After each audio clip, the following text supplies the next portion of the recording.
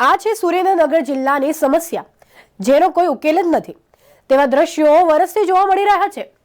રોડના મોટા પ્રમાણમાં ભ્રષ્ટાચાર જોવા મળી રહ્યા છે, પણ સરકાર દ્વારા કહેવામાં આવે છે કે રોડના નાનામાં નાના ગામમાં રોડ કામ પૂરા કરી દેવામાં આવે છે।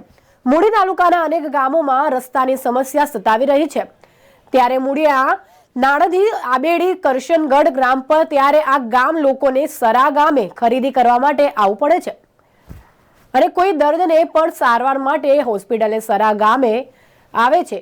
હાલ આબેડી અને સરા વચ્ચે બેઠો પુલ આવેલો છે, તે પુલ જર્જરિત બન્યો છે, તેમાં લોખંડના સળિયા બારે દેખાઈ રહ્યા છે।